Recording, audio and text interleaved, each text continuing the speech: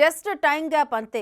టైమింగ్లో మాత్రం ఎక్కడా తగ్గేదేలే. గత కొద్ది రోజులుగా కాంగ్రెస్పై బీఆర్ఎస్ నేతలు చేస్తున్న కామెంట్లకు సైలెంట్గా ఉన్న సీఎం రేవంత్ ఇంద్రవెల్లి సభలో మాత్రం తనదైన శైలిలో రెచ్చిపోయారు. ఎవడ్రా ప్రభుత్వాన్ని కూల్చేదని తీవ్ర స్వరంతో ఫైర్ అయ్యారు. ప్రజలు ఎన్నుకున్న ప్రభుత్వాన్ని కూలుస్తామంటే ఒక్కొక్కరిని పండబెట్టి తొక్కుతామని కేసీఆర్కు ఇంద్రవెల్లి వేదికగా వార్నింగ్ ఇచ్చారు సీఎం రేవంత్. కేసీఆర్ మళ్ళీ ముఖ్యమంత్రి అవుతాడు, ఈ ప్రభుత్వాన్ని పడగొడతామని. నీ అయ్యా ఎవడ్రా పడగొచ్చేటోడు? పడగొడతారా? ఎవడు కొట్టేది? నేను అడుగుతున్నా. వేలాది మంది మా యువకులు ఇక్కడ ఉన్నారు.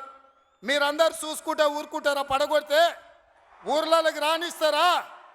ఊర్లలో ఎవడన్నా ఈ ప్రభుత్వాన్ని పడగొట్టాలన్న ఆలోచన చేస్తే మీ ఊర్లో యాప చెట్టుకు కోదండం వేసి కొట్టండి, లాగుల తొండలు ఇడవండి. ఇది ప్రజలు ఎన్నుకున్న ప్రభుత్వం, ప్రజలు ఆశీర్వదించిన ప్రభుత్వం, ప్రజల కోసం పనిచేస్తున్న ప్రభుత్వం. ఇది ప్రజా ప్రభుత్వం. ఆడ అనుకుంటుండు 1,00,000 కోట్లు పెట్టి కట్టిన కాళేశ్వరం కూలినట్టు ఈ ప్రభుత్వం కూలుతుందని. నీ అయ్యా నువ్వు దోపిడీకి పాల్పడ్డావు కాబట్టి ఆ కాళేశ్వరం గాలి వస్తే కొట్టుకుపోయింది. ఈ ప్రభుత్వం గాలి కాదు కదా. నీ ఖాందాన్ మొత్తం వచ్చినా బోర్ల బొక్కలు పండబెట్టి తొక్కుతాం. ఎవడని ప్రభుత్వం పడుతుందనో 6 నెలలకో 3 నెలలకో కేసీఆర్ ముఖ్యమంత్రి అవుతాడని చెప్పిండంటే మూతి పండ్లు రాలుతాయని నేను చెప్పదలుచుకున్నా. గా మన చూసిన నిత్యానంద స్వామి అని ఒక ఆయన ఉన్నాడు, తెలుసు కదా మీకు అందరికీ. మొదటిసారి 12 ఇస్తే మోడీకే అమ్మినావు, రెండోసారి 9 ఇస్తే తీసుకుపోయి మోడీకే అమ్మినావు. మారు బేరగాలు కాక ఈడ ఎంపీలు కొనాలి, ఈడ ఎంపీలు గెలవాలి, ఢిల్లీకి వెళ్ళి మోడీకి అమ్ముకోవాలి. దీనికోసమేనా నీ కేసేది? నేను ఇవాళ సూటిగా కేసీఆర్ని అడుగుతున్నా. ఈ దేశంలో ఉన్నాయి రెండే, ఒకటి ఎన్డీఏ కూటమి, రెండోది ఇండియా కూటమి. ఎన్డీఏ కూటమికి మోడీ ఉన్నాడు, ఇండియా కూటమికి మేమున్నాం. మా దాంట్లోకి రానీయము, మా నీడ కూడా తాకనీయం. ఆ ఇంటి మీద పిట్ట ఈ ఇంటి మీద కాలిస్తే కాల్చి అవతలేస్తాం. నువ్వు ఎట్లకెళ్ళి అవుతావా? మరి నేను అడుగుతున్నా, ఎట్లకెళ్ళి అవుతావు?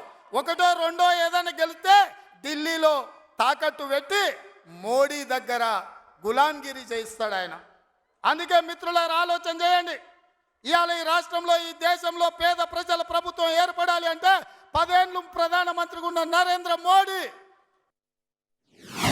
పెద్ద గడిని నిర్మించుకొని కష్టాలు చెప్పాలి అని గద్దరన్న పోతే ఎర్రటెండకు మిట్ట మధ్యాహ్నం 3 గంటలు నీ గేటు దగ్గర నించోబెట్టినావు కదా కేసీఆర్. ఈ పాపం ఊరికెపోతుందా అని నేను అడుగుతున్నా.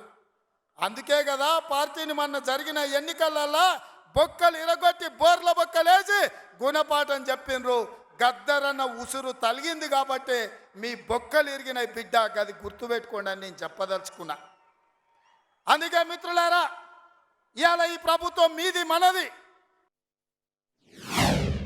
ఇవాళ అందుకే ఆడబిడ్డల్ని ఆదుకోవడానికి 500 రూపాయలకు సిలిండర్ ఇచ్చి ఆడబిడ్డల్ని ఆదుకోవాలి, కట్టెలపై కష్టాల నుంచి వాళ్ళని కాపాడాలి అని తొందరలోనే మా ఆడబిడ్డల కోసం 500 రూపాయలకి ఇంటింటికి సిలిండర్ ఇచ్చే బాధ్యత మా మంత్రివర్గం తీసుకున్నది.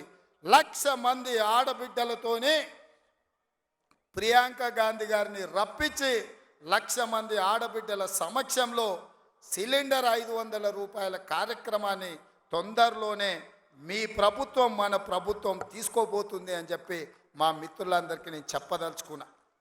అదేవిధంగా మిత్రులారా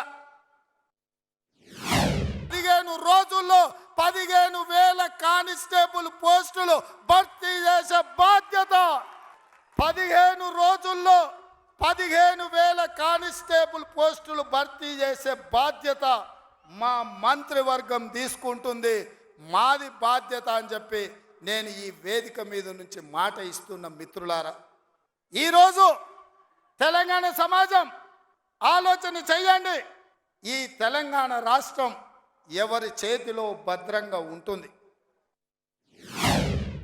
ఇక కేసీఆర్ సంపాదించిన అక్రమ సంపాదన ఉంటే పోయి ఏమన్నా అడవిలో పోయి ఎక్కడన్నా పోయి దీవులలో పోయి దీవి కొనుక్కొని దానికి రాజాని ప్రకటించుకోవాల్సిందే, లేకపోతే ఆయన ఫామ్ హౌస్కి ఆయన ముఖ్యమంత్రి కావాల్సిందే తప్ప ఈ తెలంగాణ రాష్ట్రానికి మళ్ళీ జన్మలో ముఖ్యమంత్రి కాదు కదా, మంత్రి పదవి కూడా కేసీఆర్కు రాదని నేను చెప్పదలుచుకున్నా.